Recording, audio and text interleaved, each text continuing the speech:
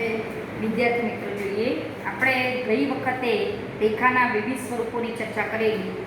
એમાં રેખાનું અંતઃખંડ સ્વરૂપનું સમીકરણ, રેખાનું અભિલંબ સ્વરૂપનું સમીકરણ, સમક્ષિતિ શિરોલંબ રેખાના સમીકરણ, વાય અંતઃખંડ આપેલો રેખાનો ઢાળ ખબર હોય તો y mx + c પ્રકારનું સમીકરણ.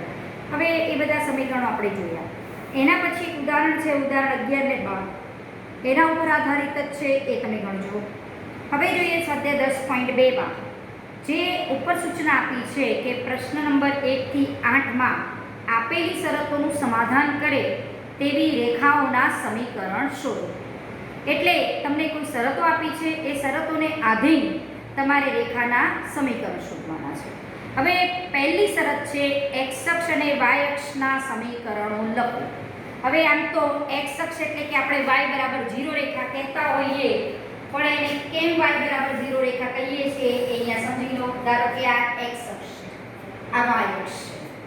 હવે આ x અક્ષ પરના બિંદુ આપણે લખ્યા છે. હવે ધારો કે અહીંયા મારે રેખા દોરવી હોય તો કઈ રેખા કહેવાય? અને x = 1 રેખા. આને કઈ કહેવાય? x = 2 રેખા. આને કઈ રેખા કહેવાય? x = 3 રેખા.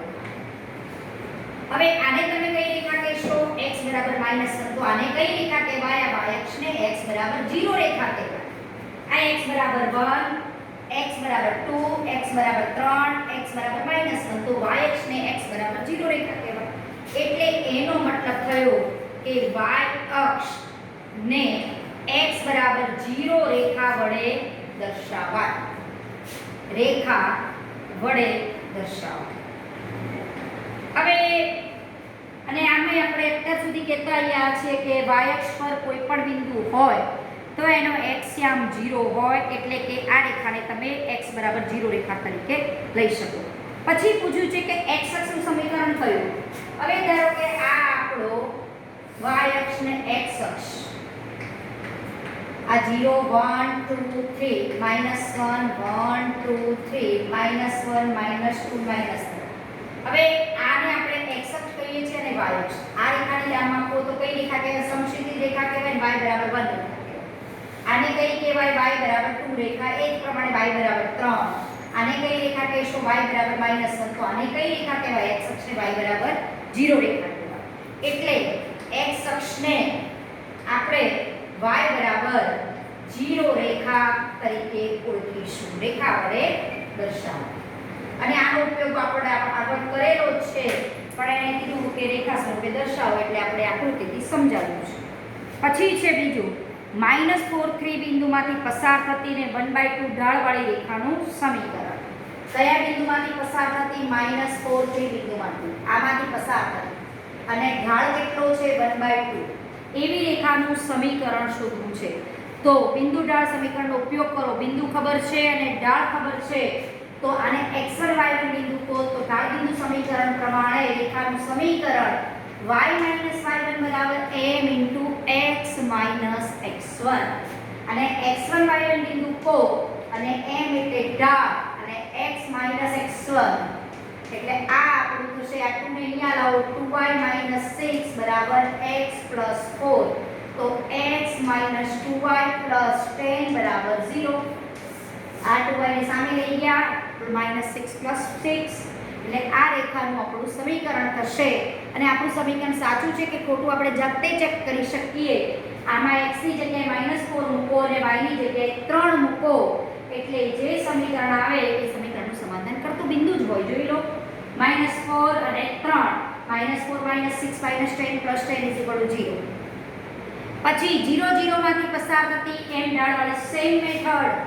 કયા બિંદુમાંથી પસાર થાય છે? 0 0. અને ઢાળ રેખાનો કેટલો છે? m.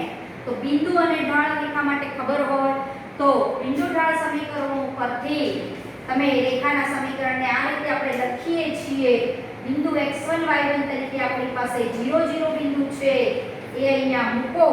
તો y = mx. જ્યાં અચળ પદ જો આ રેખામાં ન હોય, હંમેશા એટલું ધ્યાન રાખો કે જે રેખામાં ax + by + c = 0 એ રેખાનું વ્યાપક સમીકરણ છે. હવે આ આપણું વ્યાપક સમીકરણ છે. હવે એમાં જો અચળ પદ ન હોય તો એ હંમેશા રેખા ઉગમ બિંદુમાંથી પસાર થાય જ. કેમ? કારણ કે તમે x0 લો તો y0 મળવાનો જ છે, એટલે એ રેખા હંમેશા ઉગમ બિંદુમાંથી પસાર થવાની છે. હવે જોઈએ દાખલા નંબર 4. ચોથા દાખલામાં તમારી પાસે છે રકમમાં આપણને આપેલું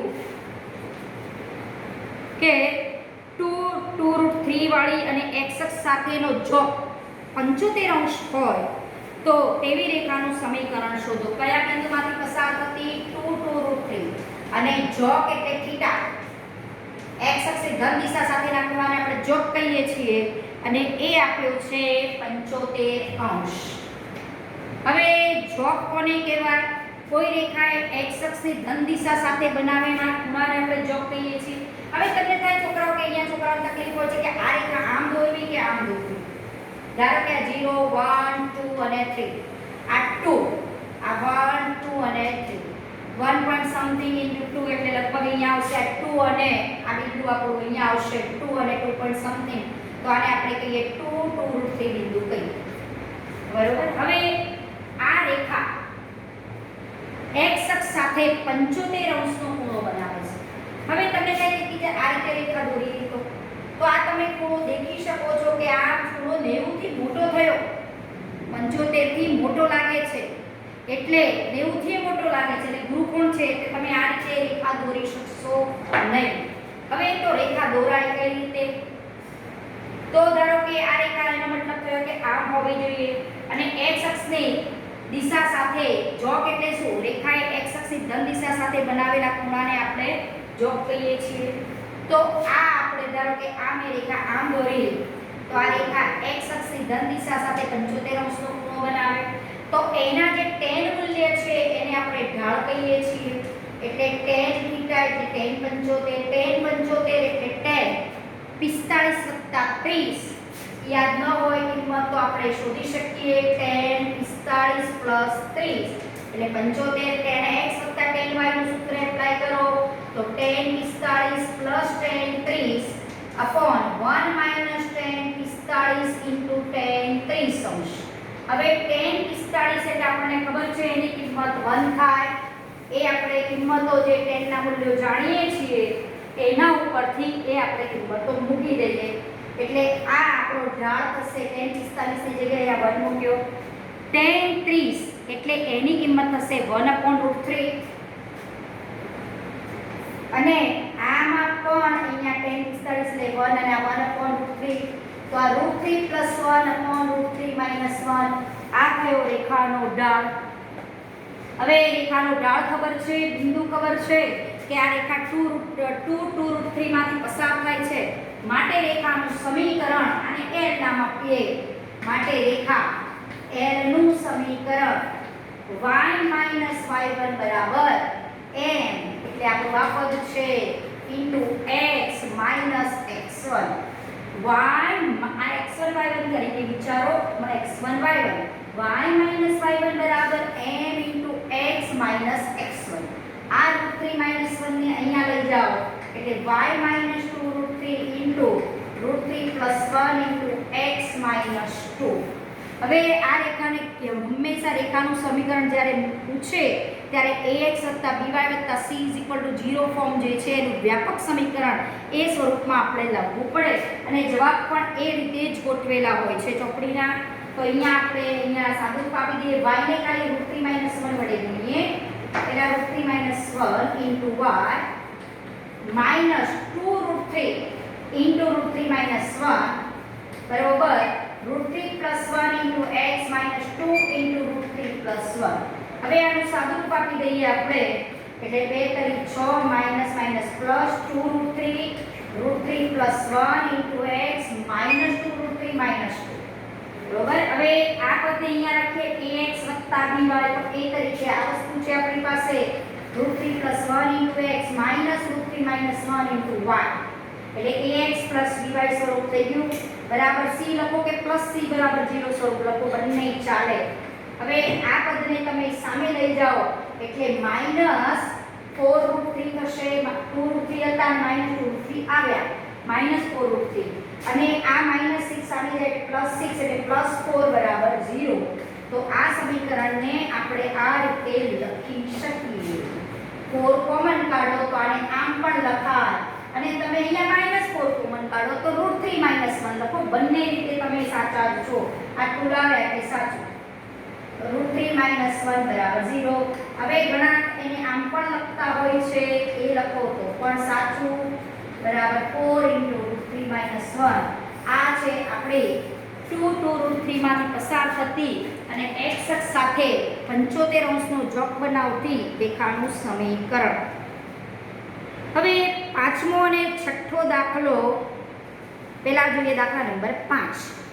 પાંચમા દાખલામાં તમે શાંતિથી આપણે રકમ વાંચવાની કેવા શું માંગે છે એ જોઈ લઈએ. પાંચમા દાખલામાં આપણી પાસે છે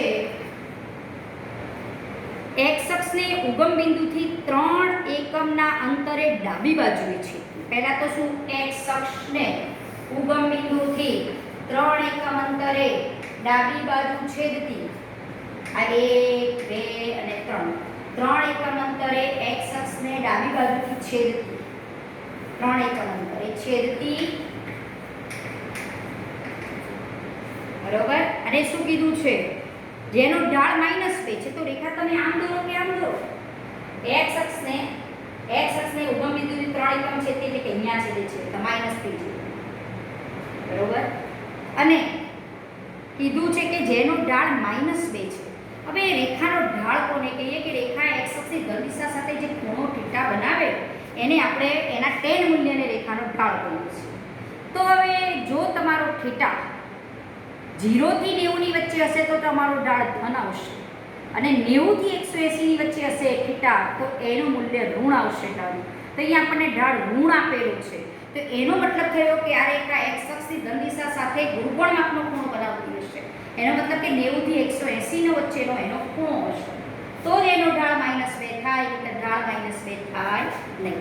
હવે આપણને આપ્યું છે x અક્ષે ઉગમ બિંદુથી 3 એકમ અંતરે ડાબી બાજુએ છેદે છે રેખા અને ઢાળ જેનો -2 છે. તો હવે આવું થયું એનો મતલબ થયો કે આવી એક રેખા છે x અક્ષને ઉગમ બિંદુથી 3 એકમ છેદે છે અને આનો ઢાળ -2 છે. એટલે -3 0માંથી પસાર થાય છે અને ઢાળ -2 છે. એટલે હું આ રેખાને આમ ન દોરી શકું. આમ દોરું તો આ ખૂણો જે છે રેખાની x અક્ષની ધન દિશા સાથેનો ખૂણો એ 0 થી 90 ની વચ્ચે આવે તો ઢાળ મારો ધન હોવો જોઈએ. પણ અહીંયા ઢાળ ઋણ છે એટલે આપણે આ રેખા વિચાર કરવો પડે. હવે ઢાળ ખબર છે, બિંદુ ખબર છે તો L નું સમીકરણ. રેખા L નું સમીકરણ y - y1 m x - x plus.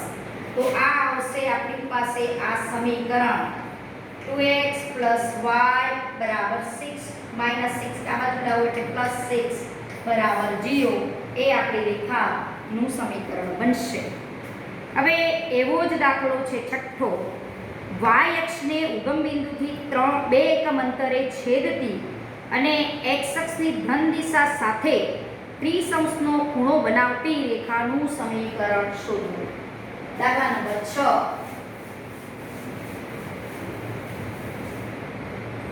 છઠ્ઠા દાખલામાં આપણી પાસે છે y અક્ષને ઉગમ બિંદુથી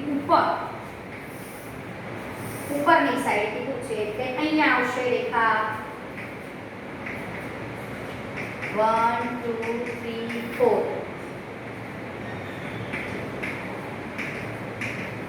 ઉગમ બિંદુથી ઉપર એટલે કે અહીંયા y અક્ષ અહીંયા છેદતી હશે. બીજું શું આપું? x અક્ષની ધન દિશા સાથે 30 નો ખૂણો બનાવો.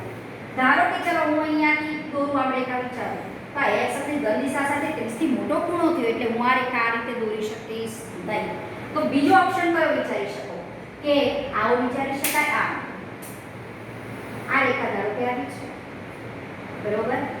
y અક્ષની ઉપર 2 એકમ અંતરે છેદે છે. x અક્ષની ધન દિશા સાથે 30 નો ખૂણો બનાવે છે. બરોબર.